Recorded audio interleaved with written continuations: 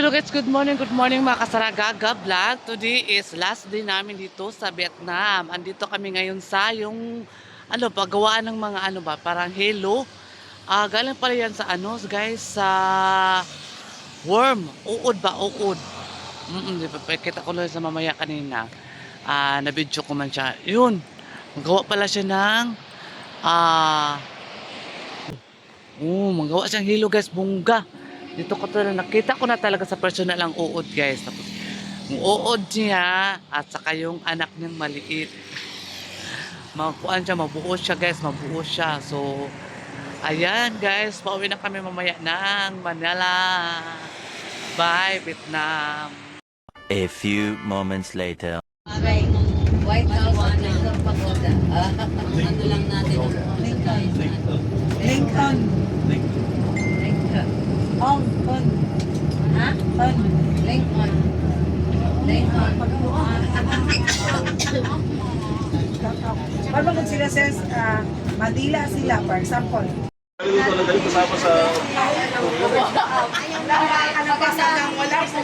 Umaga po sa lahat. Ilan po kayo sa... Yes po, from the Philippines. Bukidnon. Oh, wow. Ilan po kayo sa grupo nyo? 19. So, saan po kayo sa Pilipinas? Davao.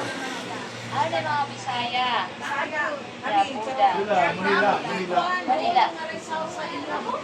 Sakit kita. Oh, okay. Naku mo lang Bukidnon. Malaki kasi yung Bukidnon. Oh, yes. Anong Baritas Bayut? Millionaire tayo rin. Yes, millionaire po tayo sa Pilipinas. Yung iba po. Yes, government po ito na Conducted, may mga showrooms dito po. Conducted po ng government. Yes. Yes. Yung mga farmers kasi dito is may A few moments later.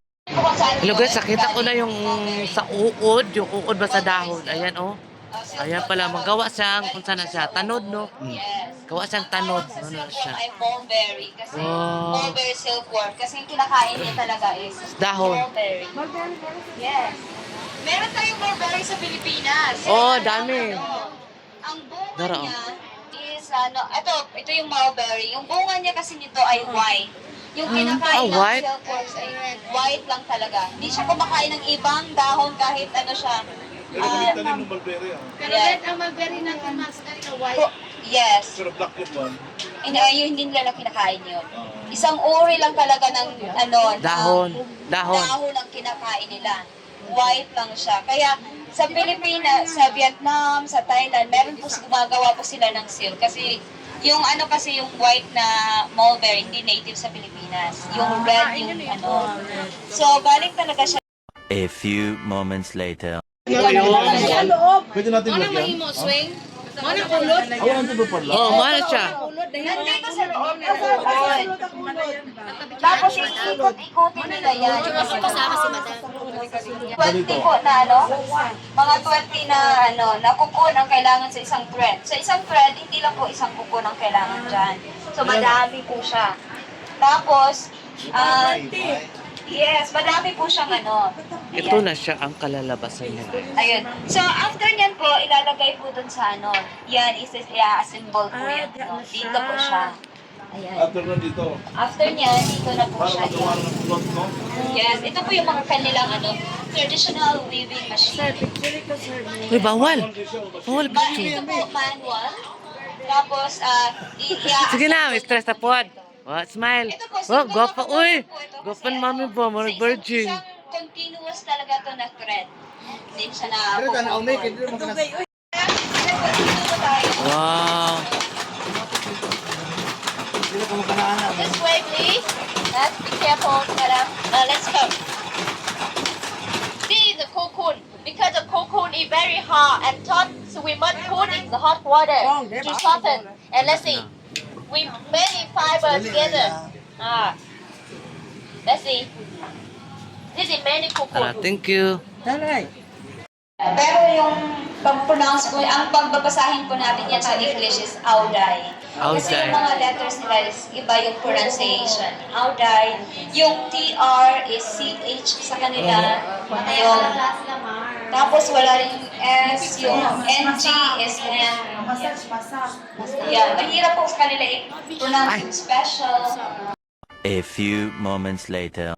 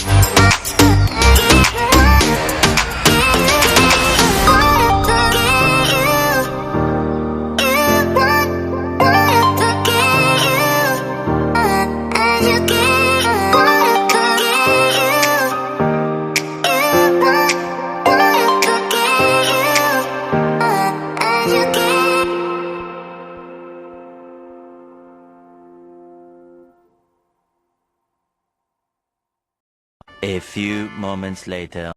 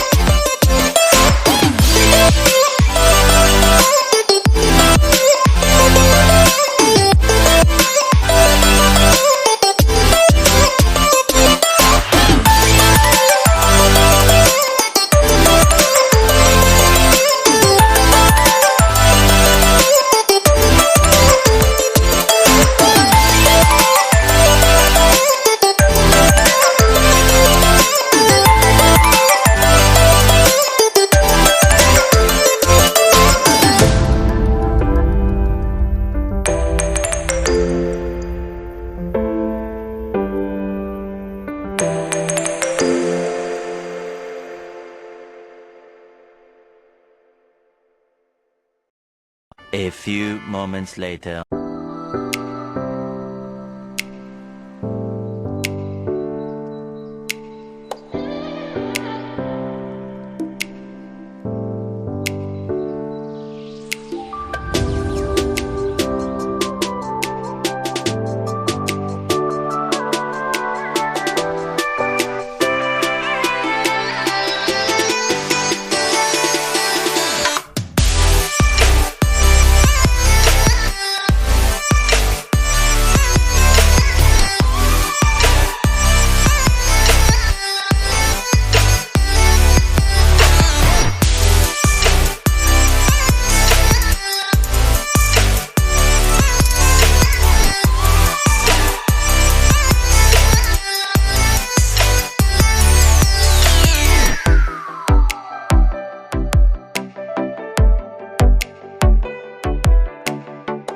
A few moments later. Hello mga kasaragaga, ayan guys, manihapon ta ninyo. Andito na kami sa Pinas. Oh, ayan. Lapangan na kasi namimiss ko yung sinabawang isda. Ayan. At saka nagpaksir din ako guys, ang sarap. Namimiss ko guys kasi doon sa Vietnam palagi kami nagkain ng gulay kasi yung mga tao doon guys ay mahilig sila sa mga gulay kaya ang mga katawan na doon so very sexy. Wala ka talagang masyadong makita mga matatabang mga babae doon guys kasi ang palagi nakain lang mga gulay like kangkong, mga sayuti. Basta part sa gulay guys, grabe sila. Sobra gulay kaya nagtaka kami kada kain namin, kada dinner, lunch. Diyos ko gulay pero ang perfect naman guys sa katawan ng gulay kaysa magkain tayo ng puro karne. Mayroon namang karne, konti lang at saka pasayan at saka crabs. Ayan. So ayan guys mga kasaragaga. Thank you so much sa mga new subscribers ni Saragaga. Maraming salamat po sa inyong lahat. Please don't skip my ads si Saragaga. Help. Ayan.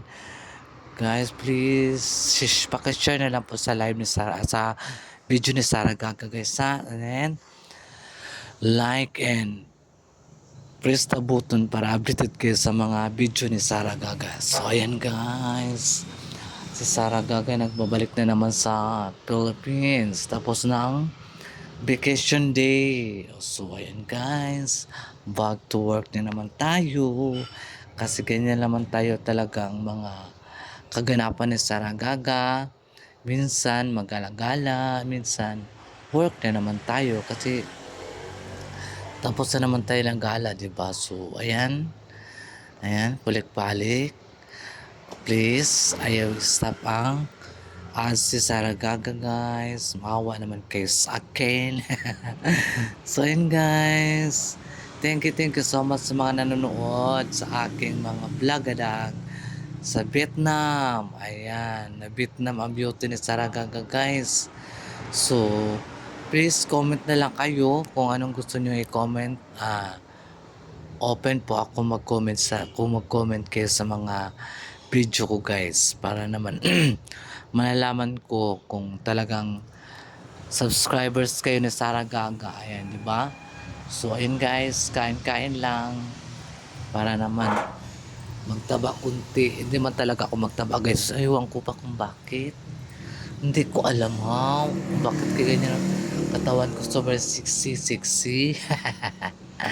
Kasi mahilig ako sa gulay din. Parang taga Vietnam din sa Saragaga guys. Mahilig din ako sa mga gulay. Alam mo naman sa probinsya, nung bata pa ako, elementary pa ako, gulay at saka ginamos. Nako, ang sarap kasi yung mama ko may mga yan siya guys. May garden yung mama ko. So pag uwi ko galing sa school, sinabawang gulay, napakasarap.